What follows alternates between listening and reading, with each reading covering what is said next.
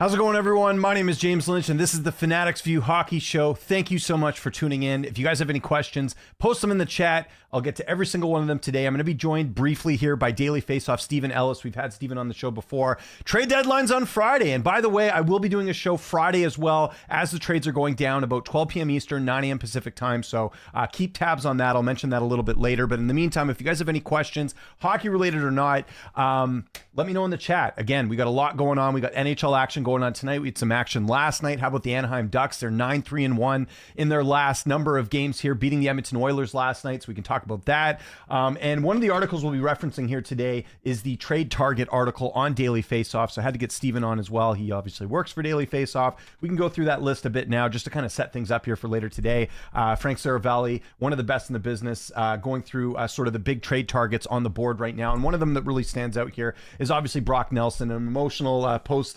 interview he had the other night. Obviously been with the Islanders, I believe, his whole career. So, he is one of the hot targets there. Great center here, $6 million AAV, and someone that certainly will be getting some traction as well.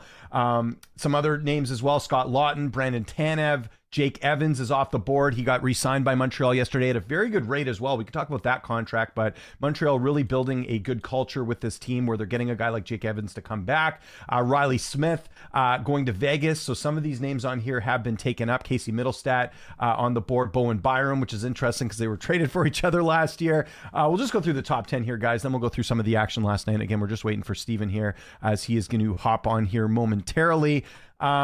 Carson Soucy. My understanding, though, after reading the Athletic article this morning, I don't think that the Canucks will be trading Carson Soucy, but we'll see. He's got 1 year remaining on his contract after this season. You got Ricard Raquel, who will definitely be in demand here. One of the big scorers that is available on the trade market right now. 52 points for the Penguins. And rounding things out, a veteran here, Kyle Palmieri, also of the Islanders. The Islanders are sellers, obviously, at this point, with them being out of, by the looks of it, playoff contention. And that's maybe a good place to look at right now, too. You can look at the NHL standings right now, and you can see kind of where teams are lining up right now. It's a bit of a battle in the West. We'll talk about that in a sec, but I want to start with the East right now. You see a team like the Islanders right now, 63 points near the bottom there. Not a ton of separation, though, with 8th place New York, who's at 66 points. So, a couple points off there, 3 points off, same amount of games played. So there could be some movement here. Detroit's been playing very well. They are actually tied. Well, I believe the Rangers are ahead just based off the points percentage and all that, but Detroit also with the same amount of points. Ottawa just a point behind, but they don't have the game in hand. Montreal's been heating up too. They've got 65 points. So Montreal's just a point behind New York and Detroit. So Montreal might even make the playoffs here. And then you've got a couple teams probably looking on the outside, looking in. I think it goes without saying, Philly, Pittsburgh, and Buffalo. Buffalo especially is going to be falling dead last, it looks like, in the Eastern Conference this year. And then over on the West, we've got the Winnipeg Jets still reigning supreme here. They're up a number of five. What my math's correct? 5 points? 4 points up on. Not 4 points. My math is terrible here. What am I talking about here? They are a number of points behind here, the Winnipeg Jets. You got the Golden Knights closely behind there. And coming in at 8th is the Calgary Flames. So Flames have a game in hand. Canucks could tie them with a win tonight against Anaheim. And I think if you'd have to look at sort of the points percentage as well, I think Calgary would still be ahead as well. And then you've got, obviously, St. Louis, 1 point behind, but they have 2 games in hand on the, they played 2 more games than the Canucks. You got Utah, same thing there too. So it's getting interesting here. And like I said, Anaheim making a late push here, 61 points, 60 games played. So they have the same amount of games played as the Canucks. They're still 4 points behind, but they could make a push, as could Utah. So those are 2 teams to keep an eye on. I'm really curious to see how this, it's funny, if you looked at this game on the schedule earlier in the season between Anaheim and Vancouver, you'd probably, think, okay, well, it's an easy win for Vancouver. No, Anaheim's playing well. They just beat the Oilers last night, and this could have serious implications in the West as well. Other than like the Sharks, Chicago, Nashville, even Seattle, I think this, 12 onwards, it could get very interesting as we've got about 22 games remaining in the NHL regular season. Let's have a quick look at the action from last night. Again, still waiting for Steven to hop on here, but we will have a quick look at the scores from last night. Some big action, like I mentioned there, with the Anaheim Ducks. But a couple other ones to note too. So the Lightning beating the Blue Jackets. Jackets obviously needing to finish things up. Just got a message from Steve. You guys know I can't multitask here, so yeah, we got the Lightning obviously beating the Jackets. And where are the Jackets in the standings? Actually, that's something I wanted to keep tabs on. Yeah, we talked about them there. So yeah, they're in a playoff position right now. So, and again, Tampa's very good, but that's something to kind of keep tabs on there. The Hurricanes beating the Red Wings. Obviously, the Red Wings are on a roll. That's tough as they're trying to make the playoffs. You got the Predators beating the Bruins. I mean, the Bruins, there could be some serious changes in the offseason. Is Brad Marchand going to get traded? That's another thing that we got to, that's something I'll be asking Steven about for sure. The Flames getting a big win over the Flyers on the road. Again, if you're a Canucks fan, that is not good news as the Flames keep winning here. The Sharks beating the Sabres. Sharks are just, it's funny, like Sharks are obviously going to end up being one of the last place teams in the league, but they're playing some fun hockey, guys. And Macklin Celebrini, this is a guy that is really capturing the audience right now. A lot of NHL fans, there's a lot of things to like about what he's been doing in San Jose. So that's been encouraging. The Islanders beating the Jets yesterday. Was Comrie in net for the Jets? No, they had Hellebuck in that and they still lost. So that's kind of Winnipeg can afford to lose games at this time of year. It's no big deal. The Stars getting a big win over the Devils. I believe the Stars were down in this one. Yeah. The Devils actually ended up coming back, getting 2 goals in the third period, but the Stars ultimately win it. Stars are another team to keep an eye on when it comes to trade deadline stuff. There was a rumor yesterday about them and Pierce Suter potentially, but we got the man of the hour here going to be joining us right now, Stephen Ellis. You've seen him here on the program. We will get him on right now to talk a little trade deadline, and I already got the Daily Faceoff article. I got to be a good Daily Faceoff guy getting the guy on here. Stephen, what's up? How you doing, man? Oh, it's a busy week. Yet there's been almost no trades, which I kind of don't mind because I want that. I want Friday to be a fun day, but at the same time, kind of sitting all day waiting for something to happen is kind of boring. Yeah, I think things are going to start rolling out here in a little bit. But I was talking off the top about the great job that your colleague Frank Saravalli did with some of the trade targets that are going on right now. In terms of, I guess let's start with Toronto, because I know obviously we like talking a lot of Leafs on here. There's been a few rumblings in terms of some movement, who they're going to move. I've heard some names thrown out there as far as assets. Like there's some people feeling like maybe now is the time to trade Easton Cowan if you've got you can get something in return here, because there is sort of a thought that maybe the Leafs should go all in this year with this group that they have. What's the sense around Toronto right now as far as some of their needs and what they could be doing at the deadline? I know there's a lot of people that are attached to Easton Cowan and Fraser Minton, but when you're looking at this team, I don't think there's a single prospect that shouldn't be untouchable. And because you look at them all, they're all replaceable in some aspect.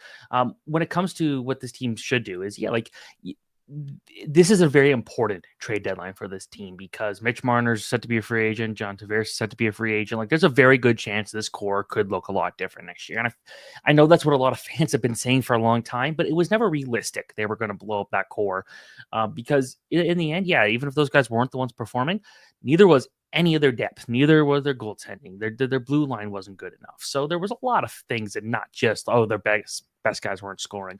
When it comes to this team, what they could use, they can go out there and get some more middle six depth, getting someone like a Brandon Tanev, who's not having a great year, but could still be a nice boost. Plus, they have Chris Tanev. The Yanni Gord's another one who's a really good two-way player, a guy that a lot of scouts want younger players to be like those, the hardworking, always trying to get the puck type players. Those are guys that are important in the playoffs. The Tampa Bay Lightning know that. I don't think we're going to see them go out and make a huge splash on defense, but if they can't get one of those decent middle six guys, maybe they get a Rasmus Ristolainen out of Philadelphia. Maybe they go and get Scott Lawton and get a guy who could be a second or a third line center for that team, also from Philadelphia. And a lot of people point out, myself included, that he's from Oakville, Ontario, which is where I'm from, and that's just about 35-minute drive from Toronto. So that's a guy that would probably like playing in the city. So there's a couple of options here. I don't think they're going to stand pat, but we've seen the last couple of years, they go out there and try to get the veteran presence to go and get guys who can go and shore out that depth.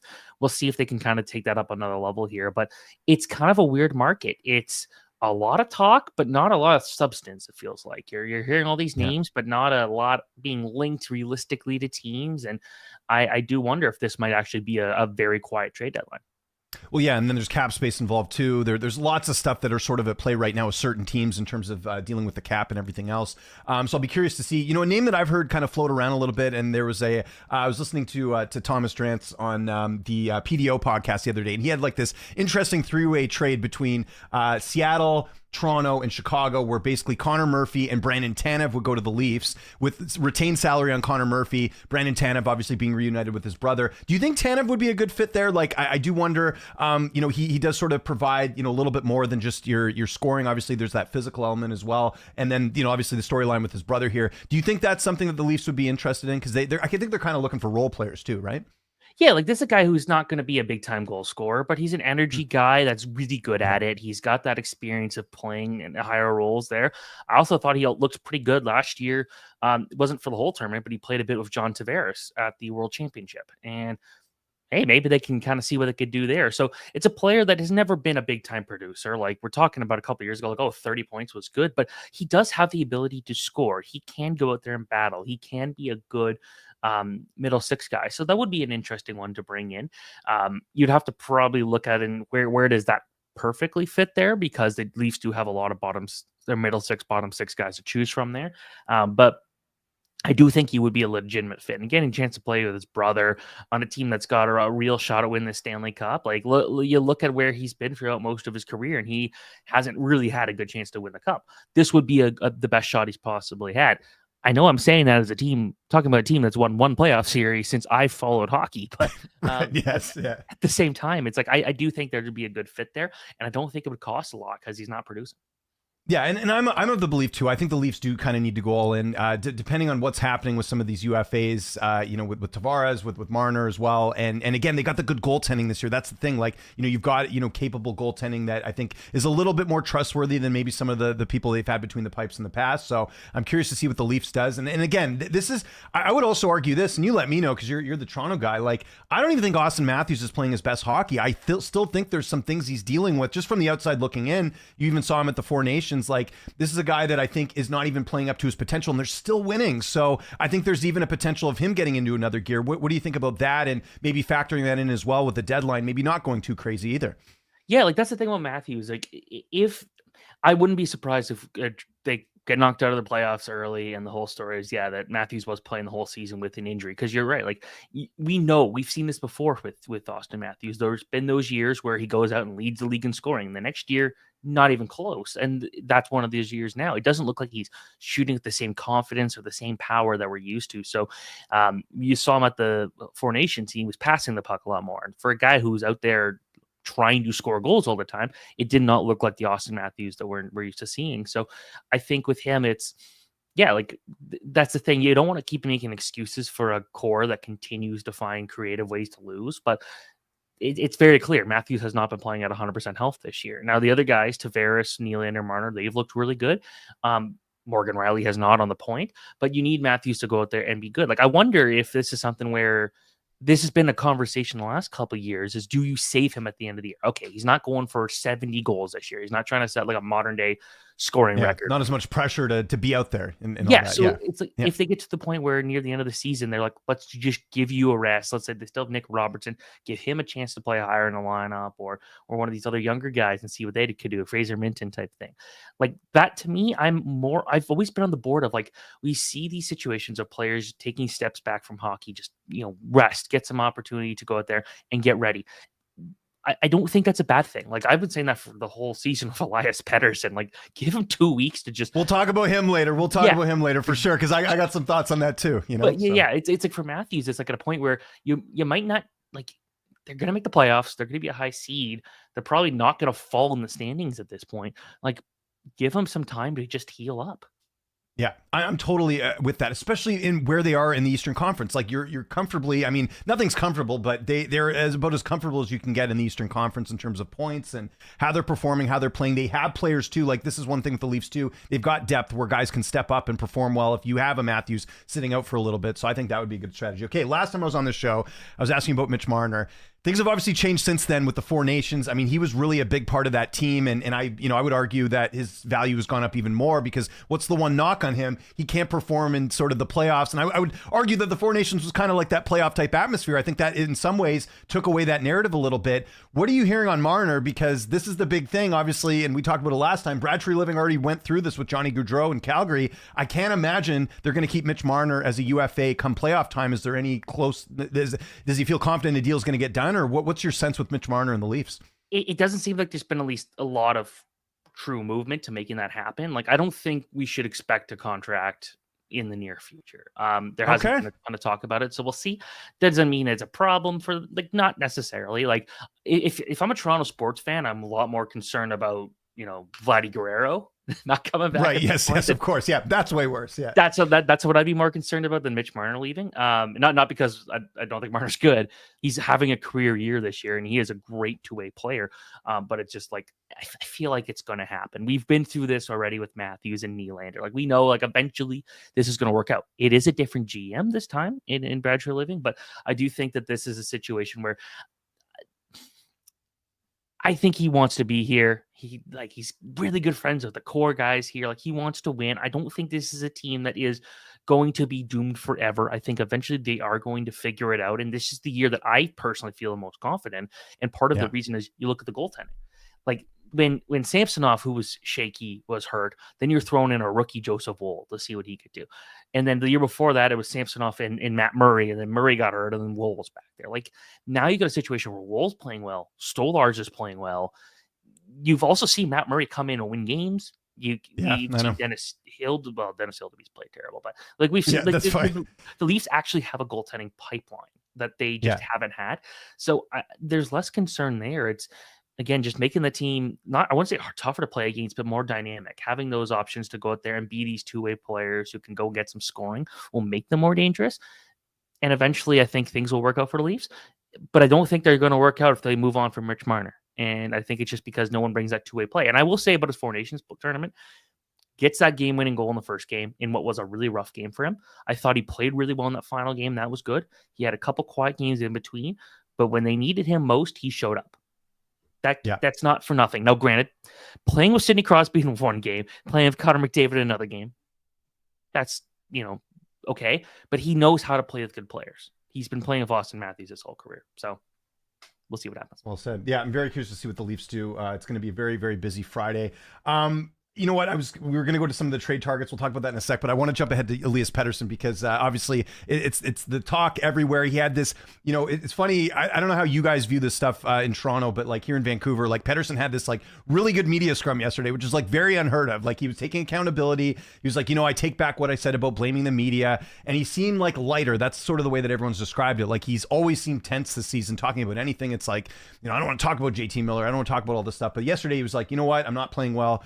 I think the big thing is like, because Frank was on Sportsnet 650 yesterday and he was talking about how, just like every GM's thinking the same thing. Like if you're trying to acquire this guy, like, is he like this forever? Like no one knows. Like the Canucks are in a very, very, very tough spot here. There's a thought that I actually want to get your thoughts as an outsider on this. There's this conspiracy theory out there. Maybe it's not a conspiracy theory, but I kind of take it that way, that he is hurt, that he's playing injured, that he's one of these guys that is afraid to sort of speak up. And the Canucks medical staff, let's be honest, has not had a great track record overall. You look at the Mikheyev injury where he played through the season. They had the issue years ago with Tanner Pearson. I know that was a different medical staff, but you're seeing with Quinn Hughes, Thatcher Demko, there's all these injuries that have popped up here. Do you think it's a case that he is really injured and that just the team's basically like, you got to suck it up? Or do you think it's more mental and he just like, because the thing is, like, people thought maybe at the Four Nations he would play better, but he played exactly the same. So it's obviously not like an environment thing or a coaching thing. I know people also said that Rick Tocchet has been known in the past to, sort of hinder players' careers. Logan Cooley, when he was coaching him in Phoenix, there was this whole thing about, or Arizona, I should say, where it was like, that he wasn't playing as well because of Tocchet's system. I think it's pretty obvious. I think it's a mix of both. I think there is an injury there, and I think there's something mental. But I'm curious as an outsider, what's your take on the Pettersson situation? Well, we saw the thing about last year where he was playing through injuries for the playoffs. And it's like, you look at last year, it was a big point fall compared to the previous year when he had 102 points. He still had nearly 90 points, though. Like, it wasn't like he played bad during the regular season. Obviously, playoffs are a different story. You look at him this year, a lot of this, to me, screams of a player who's just playing with no confidence. And goal scoring has never been like his absolute best like feature, but he's still usually good for 30 goals a year. Like this year, he's might get 15. Like that's a big drop off. To me, a lot of that's looking at like, okay, the Canucks have had their turmoil this year. There's been a lot of talk about the future there, but like it seemed like it doesn't seem to matter who he plays with. He's not clicking. I feel like it's a guy that you see him, that you can see the frustration at points where he's just missing the net, not getting dangerous shots. Like he's not playing with that confidence. And for a goal scorer, that is so important. You need to be able to go out there and feel confident in yourself. Like you need to be confident to be an NHL player, but there's two positions where it matters, or two situations that matters the most. If you are a goal scorer and if you're a goaltender. A goaltender, you start overthinking yourself, every shot goes in. Goal scorer, you got to believe that you're going to score in every single shot. When you don't, it starts to get in your head. We've seen it with Patrick Laine. We've seen that with younger players where they're not scoring and things aren't working out. And yeah, I do feel like he's not as quick as he was before. I feel like he's not as engaged. Like he's never been someone to be that physical. Like you look at the penalty minute totals, they're very low every year, but it feels like, at least from an outsider, it feels like he's not going into the boards and battling as hard as he could. It feels like he's just keeping it simple, not trying to get hurt. For me, I've said pretty much since November or December, like sit him for like 2 weeks. I know now with the playoff coming up, it's a little bit different. That's why I said they should have done earlier. Should have done it when Miller was out. Or they gave Miller 10 days off. I don't know why they never did it with Pettersson. It's just crazy to me, right? Just give him a chance to reset. Say, hey man, do not watch a hockey game. Don't do anything. Go to a beach, do something to take your mind off of this. Like go out there and reset. I say that as someone who hates like going places, and I don't take much vacation because I just don't want to necessarily. But for a NHL player, like you need these guys to be sharp and ready to go. We're not seeing that from him. And the more it drags on, the worse it's going to be on him. And so, yeah, it was good to see kind of some like, accountability for his play, but I don't think he's like this going to be this down player the rest of his career. I don't think that 102-point season a few years ago is a fluke. I think he's still capable of it. I just think he needs a reset. And I don't know if that takes in the summer of just don't train or anything. Just keep it simple, stay in shape, but don't go out there and spend a lot of time trying to reinvent your game. Like just come back knowing that next year you got to be better. And that I think he will be better. Yeah, and I bring this up, and people are, why are you bringing this up on a trade deadline show? There's been talks of trades, or at least that there's a thought that the Canucks should unload him, and because they don't want this being Louis Eriksson all over again, or what Calgary was dealing with for a year and a bit with Jonathan Huberdeau. Like you don't want to be the situation where you have this distressed asset that's making like crazy money. But yeah, like to me, they haven't exhausted all options. Let Pettersson rest. Let him figure this out on his own. And then he reads the headlines. That in that scrum yesterday, he was talking about how, I definitely got to shoot more or something. And he's like, oh, great. I hope that's not another headline. Like he reads everything, you can tell. And I think that's what's wearing on him too. And it would be great if he could just, I don't know, like just get all the apps off his phone and just, focus on hockey and just, get back to doing it. The problem now is like they're fighting for a playoff spot. And I think if you ask most Canucks fans, they would rather them figure this thing out with Pettersson and rest these guys or whatever, because let's be honest here, even if the Canucks make it in, they're going to play one of the best teams in the Western Conference. And most likely they're not even going to win a game or two just with, they don't have Demko. There's all these factors sort of going against it there. So I think it's like, but the owner, it seems, wants to make the playoffs and get that playoff revenue. And I think most fans are like, no, we don't want to see that. Sticking with the Canucks, as far as trade targets, we did hear a report yesterday that maybe there's some action between Pius Suter and the Dallas Stars. Farhan Lalji, though, coming out yesterday and saying that it appears that Suter will be playing tonight against Anaheim. I got to think that like what sort of the rumblings are right now are that the Canucks are basically, if they're not going to get good offers, they're going to basically use these guys as rentals, and that includes Brock Besser. Are you getting any sense from Vancouver in terms of any, movement there? Because I think a lot of fans do want to see them sell, and even if it means, losing a center and bringing up like an Atu Ratu. I don't want them to move on from Brock Besser. I'll just say that, man. Like that's a guy who truly wants to be a Canuck, it seems like. And I feel like you're going to have a hard time. Like both him and Pettersson, if you were to trade either of them, like their value is not too high right now. So you'd be giving up a player who's so valuable for nothing, basically. Like you look at this team the last couple of years, you going back to like that COVID run a couple of years ago where they made some noise in the bubble. And then you look at, last year, if Demko was fully healthy, like I thought they could have beat the Edmonton Oilers. I don't think this is a terrible hockey team. There's been a lot of things going against them. Like you look at Dakota Joshua missing the start of the year, and Thatcher Demko missing. He hasn't played well this season either, Joshua either. But understandable, but it's something that does need to be pointed out, right? Yeah. That's a guy you really were hoping to do a lot more. Obviously, health issues kind of got in the way there, which is tough. Like Kiefer Sherwood was a nice little bonus guy, a very good guy in fantasy hockey. Man, I'm facing a guy with him. I hate Do that. you get hits points? Because I think he's leading the league in hits right now. Oh yeah, right? oh yeah. So yeah, okay, well, there you go. Yeah, great. I'm facing that guy right now. But like you miss all the time with Quinn Hughes. You miss the time with the Roenick. Like this is a team that's had hit after hit after hit. If this group can stay healthy, and that's easier said than done. The Canucks know that. No team knows that better than the Columbus Blue Jackets. I swear the last couple of years, they're always like leading the league in games missed. But with the Canucks here, I think there's enough talent to, if you keep the core together and you just sell off pieces like Pia Suter and sell these guys off who probably aren't going to come back anyways type thing, that makes more sense to me.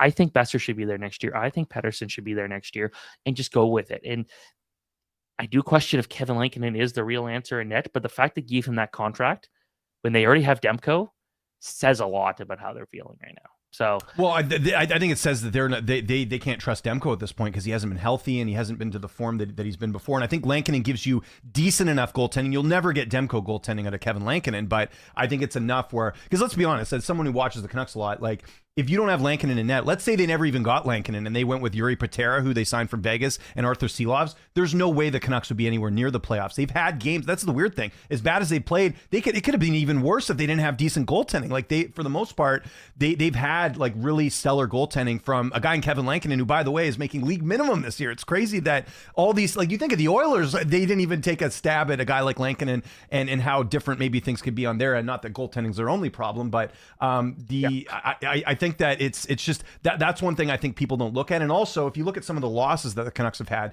some of those games that they're losing, at least especially on this road trip, there has been some bad goaltending there. And I think that is sort of putting all the other issues that they have to the surface, because I think they have gotten away, like the LA game last week.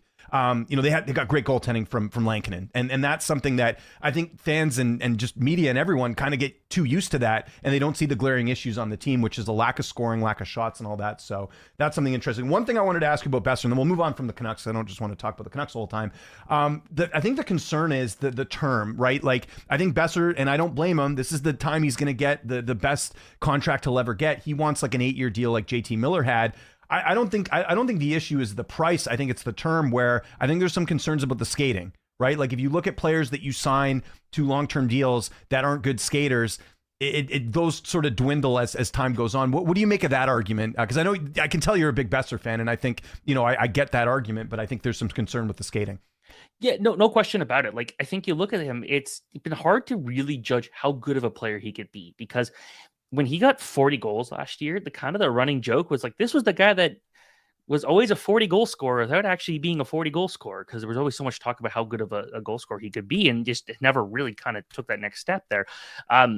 With him, the lack of speed and the subpar skating like that at 28 years old, that's not being reinvented. Like he's not going to suddenly become this quick guy. You could see that from a 19 to a 20-year-old, but you're not seeing that from 28 years old. I think with him, again, it's just like, this is a guy that you want scoring, and he can do it. And you still look at the fact that he's not scoring as much, but he's second in goals on the team. Like he's still going out there and doing that work. He's still productive. So again, that's a guy that, the length of the contract might be tough, but at the same time, like he's a guy you just don't want to leave, because you're not going to be able to fill that in an effective way. I think that's the problem. Like it's not going to be, you're not getting a Brock Besser guy on the free agent market. So you have him, keep him if you can, but that's just my opinion. I know a lot of Canucks fans will say differently, but no. I like hearing this. I think the one area where I'd push back is I think it's easier to find wingers. Granted, you won't get wingers that score as much as he does, right? But I think wingers are easier to find on the open market than say like a center or like right shot defenseman or something. So I think there's a thought that you can somewhat replace him. And like if you got like a veteran that could do half of what Brock does for a season more, and then you got Lekramaki, who I think they're hoping will be the right winger to eventually fill his shoes, I could see that move going. But here's the thing. I wouldn't just give up Besser for nothing. Like I'd almost rather Besser walk than trade him for nothing. And then like you get like if you're getting like a 2nd round pick, I don't think that's really worth it. Or even, well, maybe second, but like that's kind of where I would weigh the options a little bit. Not to mention something we haven't even talked about here, which I think does impact the trade deadline a lot. And you know better than me, it's not a very strong draft this year, right? So that's another thing I think teams have to factor in. Yeah, it's not a great draft, but it's also not a great free agency market. If you assume Mitch Marner signs with the Leafs, then there's Mikko Rantanen, who like either is going to sign with the Hurricanes or they're going to trade him, it seems like. Then you're looking at Nikolai Ehlers. Well, Ehlers has struggled to stay healthy the last couple of years, a bit hot and cold. then you're looking at probably Brock Besser being the next best winger at that point. So you're not going to be able to find like Claude Giroux. Claude Giroux is like going to be 37 on his next contract. He's not going to be as good. So that's my concern about getting rid of Besser. Like, how are you going to fill that need? Because you're not going to get that in a trade here at the trade deadline. So then you look at the free agent market. Well, it's, and again, if you can't get Marner and you can't get Rantanen, I don't know where you get those goals from. So Marner, and for a team that's struggling to score and has had all these issues, and you haven't replaced JT Miller. Like, by the way, Cheadle's been a great acquisition. I don't know if you've been paying attention, but he's been such a good fit, and I like the fact that he's getting more of an opportunity in Vancouver to show what he's made of. Obviously, the big elephant in the room is the health, but if he can stay healthy, I think that trade's worked out great. And the defensive prospect they got in Mancini seems like there's a lot of excitement there, because that's the one thing during the Jim Benning era, there was no pipeline whatsoever. And now, like, to their credit, as much as Alvin and Rutherford have made some very questionable moves, they have created a good pipeline, which is interesting. I'll throw one more name out there. Yeah, could you imagine Brad Marchand on the Canucks? I can't imagine a world that would. Dude, it was even hard for me to like watch the Four Nations and like cheer for There's still 2011, man. There's still a lot of the scars go deep on that one with all that. But yeah, oh my God. Well, okay, yeah. So I want to get to Marchand in a sec, but you brought up Mikko Rantanen. What do you think's going to play out here? Because here's my thing. I think Carolina gets some of the most favorable coverage out there, and I get it because they've structured their team very well. But if they miss out on this and they have to trade Rantanen, there's got to be some critiques on this, because this would be 2 years in a row that, I mean, I guess they could get something for Rantanen at the deadline, but remember they lost out on Jake Getzel last year, not being able to re-sign him. If they can't take advantage of this, if they don't get a good return for Rantanen or they can't sign him, I think there's got to be some criticisms there on that deal, in my opinion. Yeah, like Eric Tulsky to me is one of the smartest GMs in hockey, and like if you don't know his background, like he's got something like he's like 40, a genius. Was he like 40 or 50 like patents? Like this guy, I think it was Frank Seravalli who said it best. It's like he had the opportunity to do all these amazing jobs in his career in so many different fields, and he picked probably the lowest paying job, which is being an NHL GM, which is ironic when you look at the contracts the players are getting. But true, yeah. They must have had a hunch that he was going to sign. If things obviously changed, then okay, sure. It's interesting, man. Like Rantanen has an opportunity to like maybe he's just jaded, like from the fact that he would love being in Colorado, love playing Nathan McKinnon, and like maybe nothing else was going to like suffice there. But in the case here, it's like, yeah, like trading away Martin Netchus, who was going to cost him a lot of money. That's difficult, but I think that you can look at this and say, okay, well, if we can't get Rantanen, maybe we can get two players for that range. So maybe they go out and get a Brock Besser, and maybe they go out there and get, maybe they get Claude Giroux. Maybe they get a guy who can go out there and be there. Like the Hurricanes have a good enough team that if they lost Rantanen and they obviously lost Martin Netchus, I still think they'll be able to kind of manage it well enough to still be competitive. But you're at a point here where your main goalie is Freddie Anderson. He's not been healthy pretty much his entire time he's been in the Hurricane system.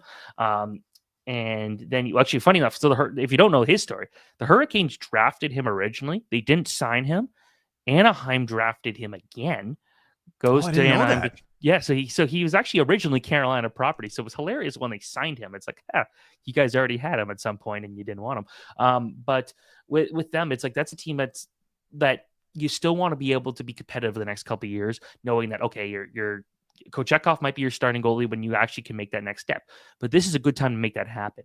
And Rantanen is the best player on the trade market right now. No question about it, in my opinion. And they got to be listening to it. But the fact that they just traded for him, I feel like almost hurts his trade value. So we'll see what happens here. But yeah, like there'll be a lot of criticism. I know it's a roundabout way of getting to that same point. But yeah, like there'll be a lot of reasons to criticize it. But I do trust Eric Tulsky. This guy is, from my understanding, one of the smartest GMs in hockey. But I gotta say, like, and I'm not trying to be a hater here, but like, if they don't get if they can't sign Rantanen and they make a trade and it's not of equal value to what they're getting, like that's got to be criticized a bit, because and I don't mind teams making big moves, but this is 2 years in a row that they've done this, right? Because again, Getzel didn't re-sign. They didn't give up a ton to get Getzel in the grand scheme of things. It's just the fact that like they made a big swing and it didn't work out long term. So that's just something I wanted to throw there. Do you think they're in the market for a goalie, or think they're happy with Anderson and the tandem they have going on there? Because John Gibson's a name that always pops up, right? The issue is I don't think there is a goalie market. Really, like you look at Vitek Vanacek being traded for a literal AHLer. Spencer Knight was a big one for the Blackhawks. I think love that move, by the way. That was a really good move for Chicago. Yeah, absolutely love that. And then he played really well that night in his first game. So I look at this and saying, there's just not much to trade for. Like John Gibson is way too hot and cold, I think, for any team to be truly in love with that.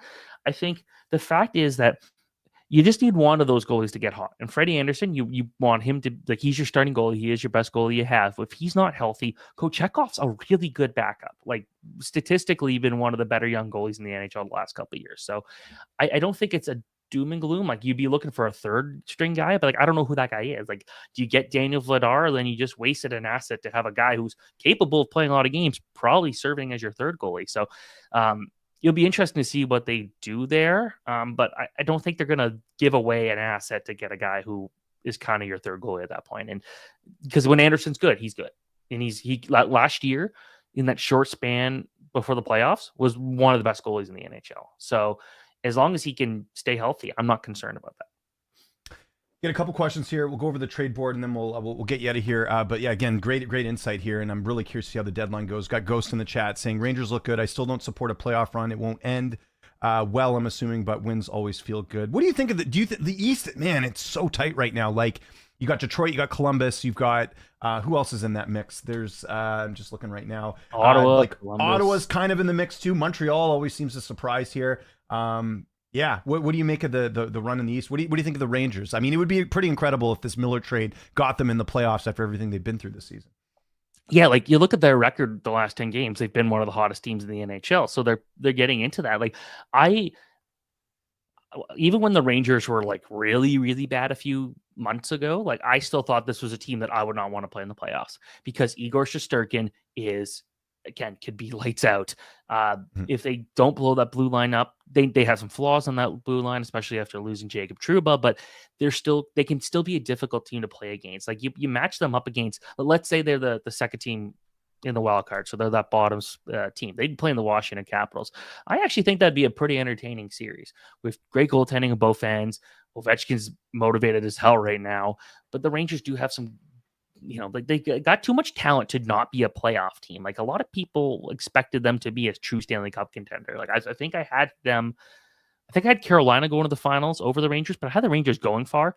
When you look at the Rangers, like they get too much talent to just fall apart here. I would think they would do better than Columbus in the playoffs. I would think they do better than Detroit, better than Ottawa, better than Montreal, better than Boston.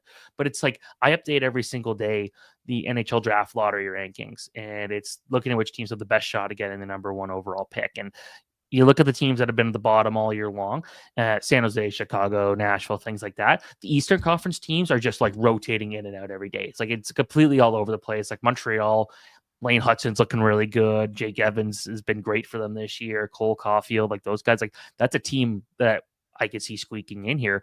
They're out of a playoff spot, but you look at it, it's the Rangers are second in the wildcard spot at 66 points. 3 points down is seventh, and that's the New York Islanders. Like this is just you need to have a good week and a half, and you're in a playoff spot basically at this point. I love that. Got Nick saying hockey's been fantastic. I mean, this has been a very memorable season for a variety of reasons. All the surprises, the things that have happened. Like again, I look back at the beginning of the season, like who could have predicted like Nashville being as bad as they are. You've got some surprises too, like you've got Montreal like making a quick surge. Washington's been outstanding. Like I don't think anyone had them first place. Remember last year, of course, they famously got in the playoffs off a and a lot of people felt like it was kind of like they got in over Pittsburgh, right? That was like a big thing last year. So yeah, it's been a lot of fun. Just to kind of echo that statement here. Well, so I'll add to that. Yeah, I hope Nick was watching that big South Africa versus Turkmenistan U18 game I watched yesterday. It was good. At one point, it was 5-3 in the first period for Turkmenistan. It ended up being an 18-7 hockey game. So no way. So you say hockey's fantastic. I hope that means you're watching Turkmenistan versus South Africa at the U18 Division 3B World Championships. Where are you watching this? Very legal website. Wink, wink. Okay, gotcha. Because I know I was going to say Flow. What is it? Flow Hockey does all the AHL stuff. I know they have a lot of stuff on there. Oh, like these Division Trillion tournaments are like that's what I love watching. The obscure hockey stuff. Like I was stuck in an airport in Denmark, and I saw the under 18 Asia Oceanic tournament. I'm like, this is a perfect thing to watch on. It was like a 56-0 game for Thailand over Kuwait. And like, I hope people watch those games because I'm like you though. Like I'll watch any. My kid had a game last week, like a couple towns over, and they were like obviously waiting to go on the ice. We got there early, and I just sat there and watched like this U16 game, and it was awesome. Like just any hockey, I'm down to watch. So I'm kind of like you that way. Has this season been been competitive than the most? I mean, certainly, and yeah, I mean, well, if you look at the East right now. Like this is what you like. You want to see teams that are like both the East and the West are close in terms of like those teams that are trying to make their mark. And then even if you look at some of the top teams, it's been fairly competitive, which is what you want. You don't want to see, a team being like terrible. I mean, other than maybe Chicago or San Jose, I should say. Well, Chicago's not that far behind, but yeah, other than that, I think every team's been kind of, in the mix, right? So and even the Sharks have been a fun team at points. I was just saying that before you hopped on. Yeah. Yeah. It's like they've been a fun team to watch. And for the Blackhawks, it's like, it feels like the difference between the two is Sharks fans are super like excited. And then Blackhawks fans are like, oh, can we give like Connor Bedard someone to play with, please? And now you got rid of the guy who was passing the puck to him on the power play. So now they don't really have anyone at all to play with him. But, we talk about the NHL draft not being super strong this year. The top 4 is better than we're used to seeing. And I think that will be very enticing. Like, I wouldn't be surprised if not one player from this next draft or this year's draft plays in the NHL next year, but that's not necessarily a bad thing. It's just there's like Matthew Schaefer's missed so much of the season, and Michael Misa want to see him get a little stronger and things like that. But there's situations there where like San Jose needs a really good defenseman. Well, Matthew Schaefer is perfect, and Bedard needs someone to play with in Chicago. Well, Michael Misa is like one of the best goal scorers that you're going to find in junior hockey. And so it's going to be exciting there. But yeah, like for the most part, like the Eastern Conference has been so good. You look at the Rangers were terrible at the beginning of the year and they fought their way up. Capitals, like I don't think any people had them as a playoff team. Like it seemed like about a year or two ago, it was like, okay, Ovechkin's going to go for the record, but that's going to be the only reason to watch Caps games. Then they took a chance on one of my favorite goalies in the NHL, Logan Thompson. I said in his rookie season, he was going to be Canada's starting goalie at the next best on best tournament. Now he didn't end up making Canada's Four Nations team, but you look at the stats and he would have been the best option. Didn't matter if Jordan Binnington got gold, but yeah, like there's a lot of good storylines in the East this year. What do you think of that conspiracy theory about Thompson not being on the team? I don't even know if they could have added him. I don't know what the rules were, but about the fact that the 2 assistant coaches for Canada were Cassidy and DeBoer, who coached him in Vegas. And I believe the conspiracy theory that I heard, and I wanted to see if you know anything about this, was that like they had to pick between Thompson and Aiden Hill, and they took Aiden Hill's side because there was some rift there. Is there any truth to that at all, or is that just like a conspiracy theory? I think it's more leaning conspiracy theory, but like at the same time, people point out it's like, oh, Thompson was really good at the time that the tournament was actually happening, but he was also the best Canadian goalie at the time the team was named. But he was also, of all the goalies that were named, was the only guy who wasn't a pure number 1 starter on their own team at that point. So there is that to keep in mind. Like it wasn't until about mid-December that Thompson really took over as that number 1 goalie in the Capitals, because it was him and Charlie Lindgren were just splitting starts the whole time. So that probably actually played a lot into it. The fact that the 3 guys that took were number 1s on their team. Thompson had not fully won that yet, despite his numbers being really good. Let's zoom through the rest of the questions here. Again, didn't want to keep you too long. I think the Jets just sit and hold the chemistry together. Is there anyone they could sit? I'm just trying to even think if there's anyone. I mean, Hellebuck's one I do wonder with him playing in the Four Nations. Do you maybe sit him a little bit more just to get ready? Because there was that issue last year in the playoffs where he kind of didn't play so well in, I believe it was the Colorado series. I can't remember which one.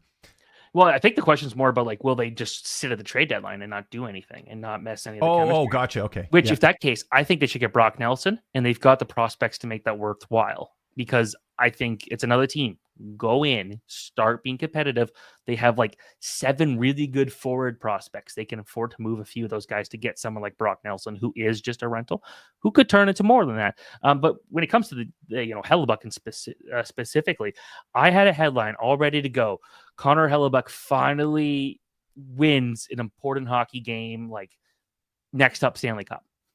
And then he lost. Not his fault in that case. Canada just played really well in that overtime, and Connor McDavid is Connor McDavid. But yeah, for the Jets, you want your number one goalie to be good. Now, at the same time, they've overplayed him a lot, but it seems like he's a guy that just thrives in playing in a lot of games. Like, he wants to stay in it. He's not someone who's had to deal with a ton of injuries in his career.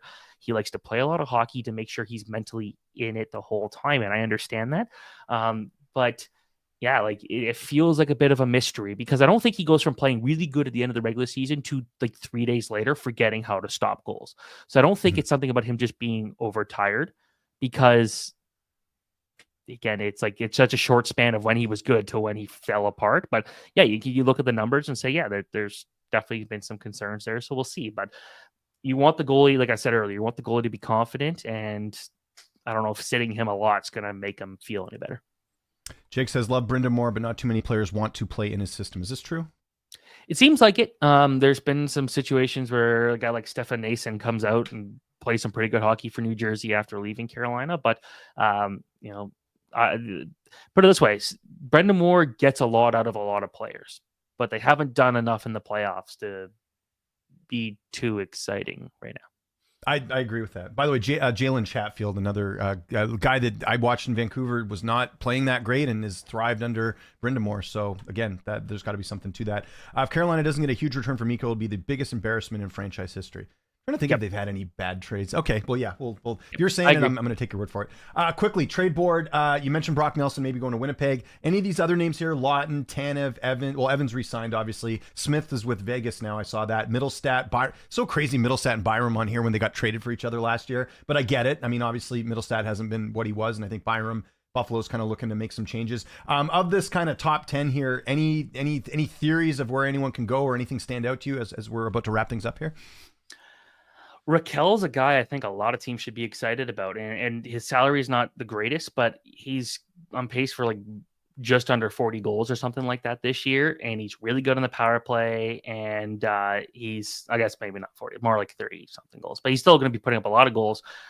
3 years, $5 million per season is going to be a bit expensive, I think, but the cap's going up, and he has shown that whether it be in Anaheim or be in Pittsburgh, like, he can play with really good quality players. And for a lot of teams, he might be your number 2 winger, but he'll be a good number 2 winger. Like talk about teams that could use some extra scoring. Like Toronto would probably be a team that would like Raquel. They're not going to trade with Kyle Dubas, I don't think, but that's a guy that could really spark a lot of teams going forward. So I'd be interested in him. And now that the center market is kind of depleted a bit because of all the signings we saw yesterday, I do wonder how much Scott Lawton's value was kind of improved. So we'll see. Like, Lawton's been a very important part of that Flyers team, but I think everyone kind of sees the writing on the wall. He's not going to be there much longer, and we'll see what happens there. But he's a guy that I've watched him play 4 times this year. He scored goals in every single one of them. So maybe he should be paying me to watch the games.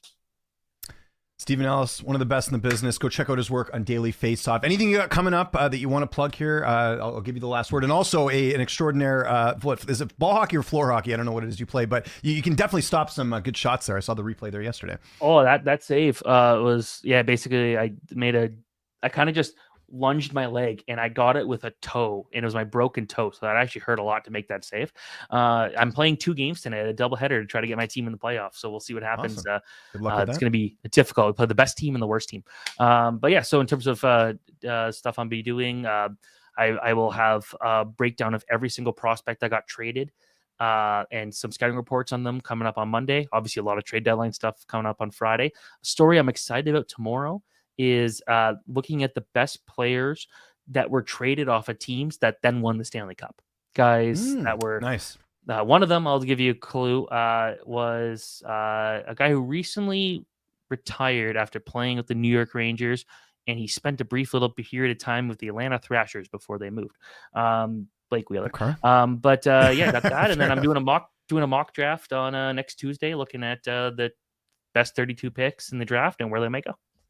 There we go. Stephen Ellis, everyone. Thanks so much for joining us. We'll probably get you back on during the playoffs as well. I'll always appreciate you spending some time here, man. I appreciate it.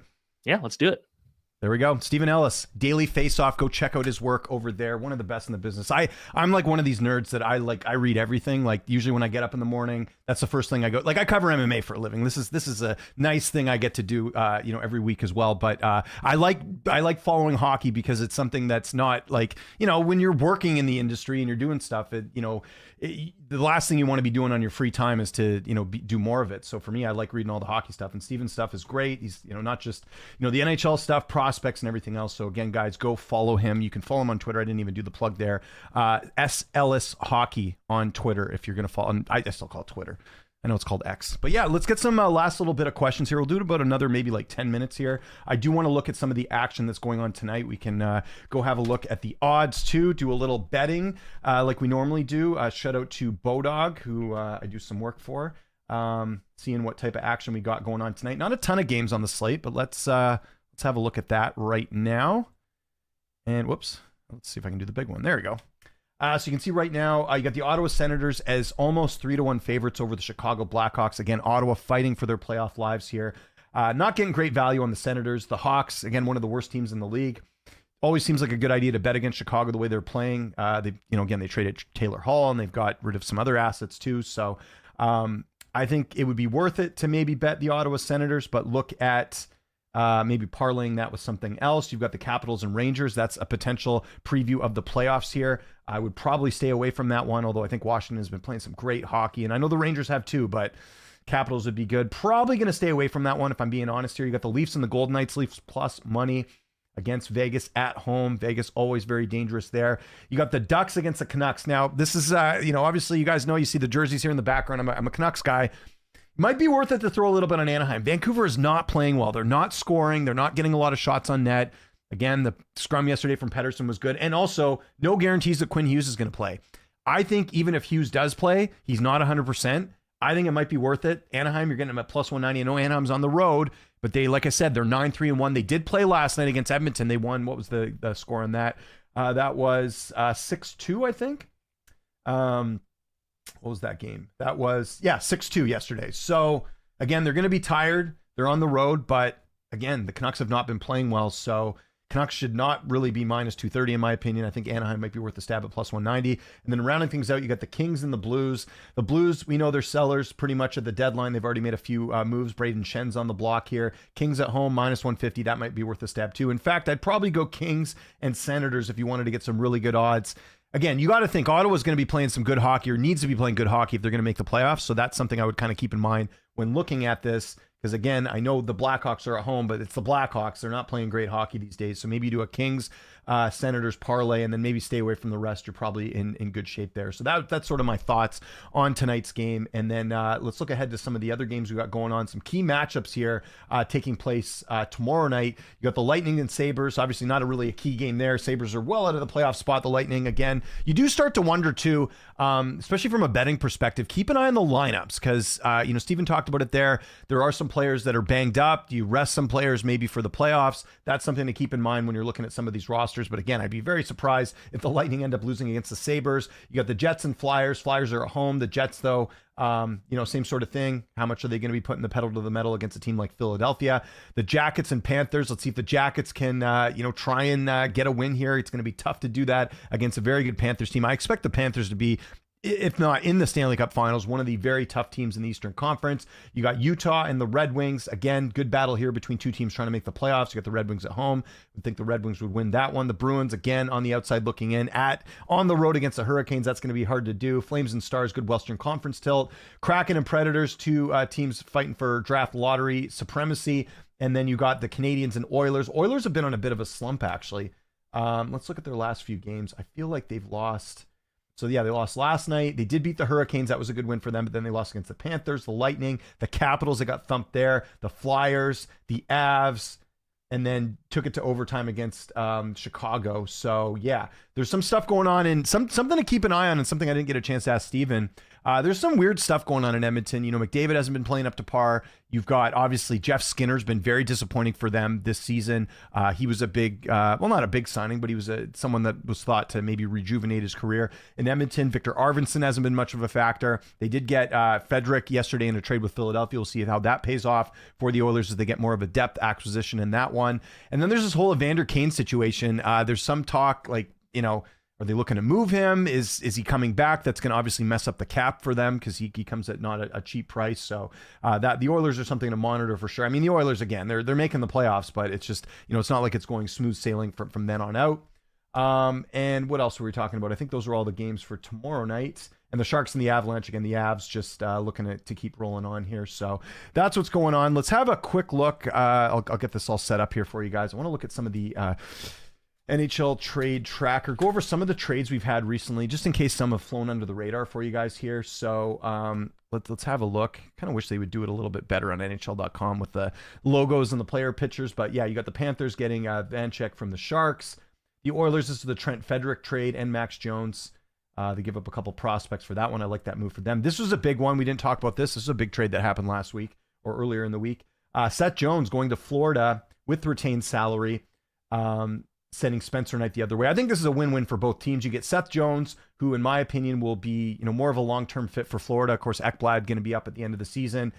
So you got, they might have the best defense in the league right now, getting Seth Jones, and Seth Jones in a better environment here because his numbers haven't been too bad. It's just that he's not on a great team. So curious to see how that works out. And the Blackhawks finally get a good goaltender. I mean, they haven't had, I'm trying to think how long it's been since the Blackhawks have had like steady goaltending. Do we go back as far? Probably Corey Crawford, right?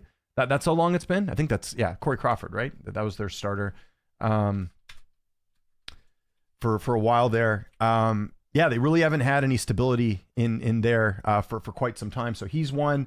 You've got, obviously, the big trade with the Rangers sending Lindgren. It's crazy because the Rangers are doing a bit of selling as well and still trying to make the playoffs. What else do we have? A couple minor ones. Ville Husso, that was back in February.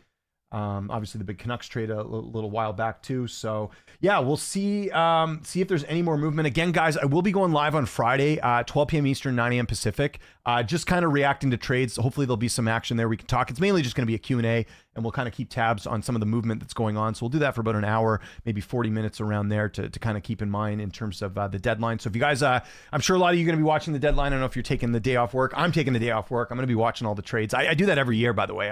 I'll go and just, make sure I don't have anything going on, and I'll sit and just watch TV and keep track of the trades, what's going on. So make sure you join me here on Friday. We will be doing a separate stream for that. That's all I got today, guys. Big shout out to Stephen Ellis for coming on the show. Again, appreciate all of you who have got your questions in. I'll be back on Friday, like I said, 12 p.m. Eastern, 9 a.m. Pacific, answering your questions. We'll be reacting to the trades together. Would love for you guys to join me and get your questions in ahead of time. If you're a fan of any teams, let me know what you'd like to see your team do in terms of trades or anything you think might happen. Let's talk some, this is what I do with my friends anyways. I got all these group chats. We're always talking about, oh, do you think this guy's going to get moved or whatever? Come join me on Friday. I want to make this as interactive as possible, guys. So just keep that in mind for Friday. My name is James Lynch. This is the Fanatics View Hockey Show. Hope you guys have a great rest of your Wednesday. And I'll talk to you guys on Friday. Take care.